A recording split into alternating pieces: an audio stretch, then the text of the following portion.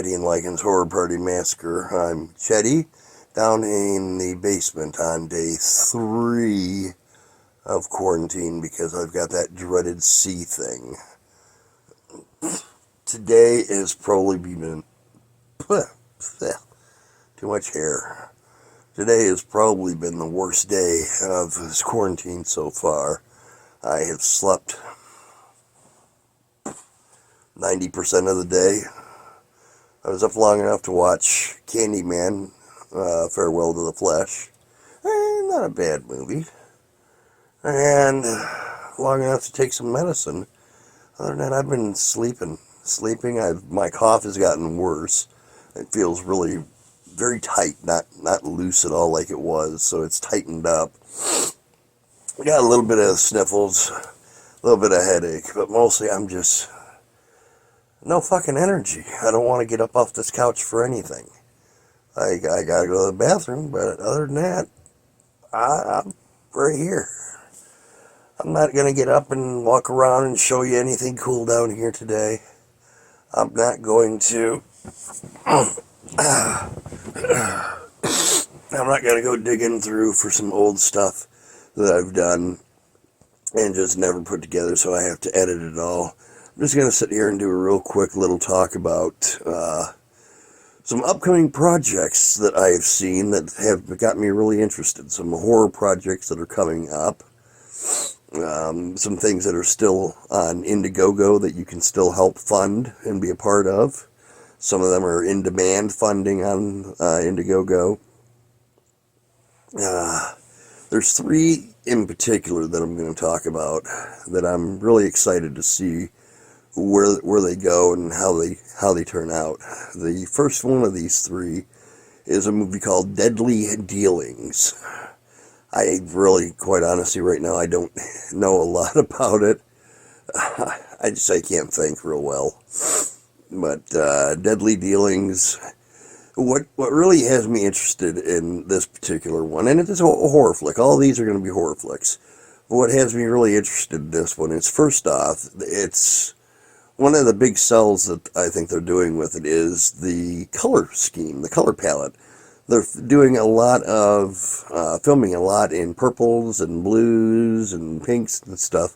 I think that's going to be interesting to see. It's almost like a neon type thing. It's not something you see done very often in horror flicks. You've got the old Italian giallos, like what Dario Argento would do, and he was really, really a master of playing with that color scheme and shit. So this movie is kind of going, I guess, with that, but taking it in a different color scheme direction. So I'm really interested in seeing that.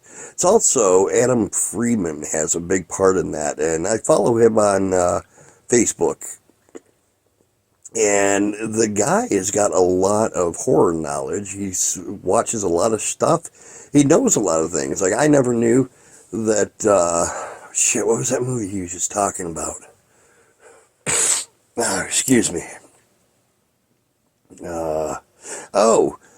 Little known slasher flick, The Last Slumber Party. I never knew with that flick. Apparently, the original cut was stolen and has never been seen again by anybody except for, obviously, the people that stole it. The final movie that got released, it was just cut up from things that they had left over after this apparent theft, I guess.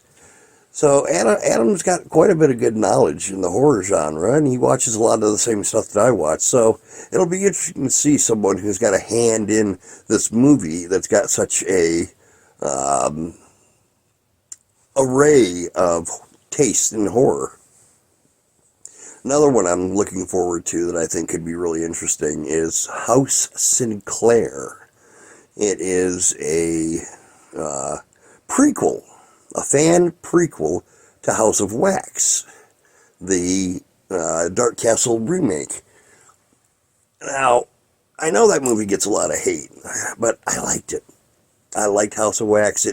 There's just something about it that was unique for me. The whole town made out of wax, that whole end sequence where the house is wax and it melts. I don't know, that just was different. And I enjoyed seeing that. It's got a little special place where, I forgive any hatred. I don't even mind Paris Hilton in the movie, to be completely honest. She didn't bother me that much. I didn't give any extra loud cheers when her character died because of who she is. I liked the movie.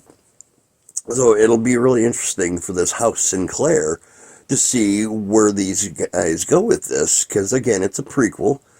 How much of a prequel is it? How far back are we going? So I'm really excited and looking forward to that one. Another one, there's actually four that I'm going to talk about. I can't think. Another one I think that looks really interesting is a movie called He Never Left. It's by the same folks that did the Witching season. Honestly, I don't even remember what it was. I don't know if Witching season. It's a movie right now that you can purchase. It's an anthology with a bunch of shorter stories in it. I don't know if these stories were originally a webcast, a podcast, just something these guys put together or what. It's coming from Scream Team Releasing. That one I know, I just looked it up. That one is still in, it's in the in-demand funding portion of Indiegogo. And I just, I'm looking forward to it. It's a throwback slasher flick.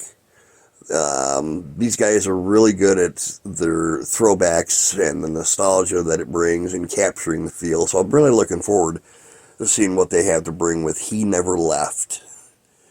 Don't know anything about the story. I can't remember. I'm not going to look it up right now again. I'm just too blessed.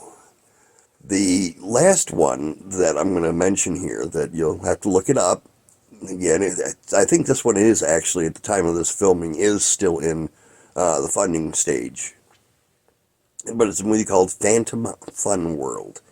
This one is going to be, again, a throwback to 80s horror flicks. But it is a amusement park that some sort of tragedy happened and it closed down and was left abandoned. Well, years later it reopens, and much like all places of tragedy, when they reopen, mayhem ensues. There is the mascot of the amusement park, the Phantom Creeper, I think. I could be wrong about that. That comes back, and that's actually going to be played by L.C. Holt, who is in You're Next, as well as the upcoming Time's Up movie. I really like Elsie. He's a cool dude. But I've been following it a lot on this one. I've seen some of the behind-the-scenes mask making, and been following Tori Jones, who is the writer-director of the flick. Following him on Facebook and seeing progression and where they're at with it and everything. I love my 80s flicks, but I think this one will be really fun because of the setting. I think an amusement park is a great setting for a horror flick, and we've seen examples of that lately with Hellfest,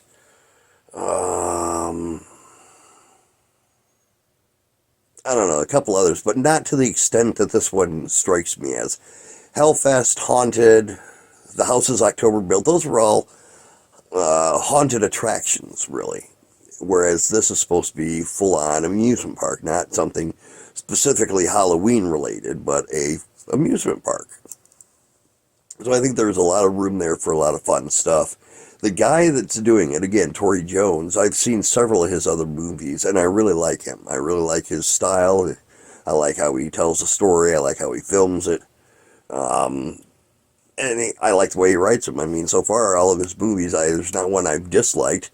The way he writes the characters, I think, is really great.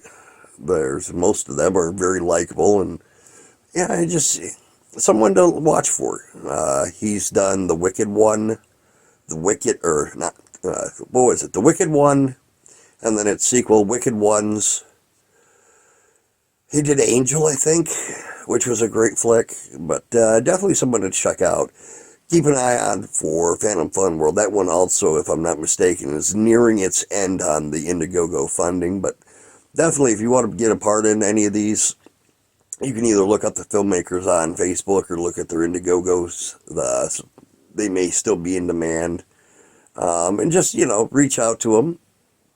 Do your part. Become a producer. Get a thank you in the movie, whatever. But independent horror is where it's at. A lot of these Hollywood ones just don't do it for me, but the independent horror movies really excite me. So that's about all I got the energy for today. I'm being lazy. I'm going to go to bed after I get this up. And thanks for joining. I hope you liked the video. I really hope, more than you liking this video, I really hope that you go and like these films. I hope you go to their Facebook pages and throw a like and a follow on there and tell them that Chetty and Lycan's Horror Party Massacre sent you, and just show them some love. They deserve it. They work hard for their love of horror. Give them a shout out and stay spooky. I want to thank you. Anything you want, you just name it.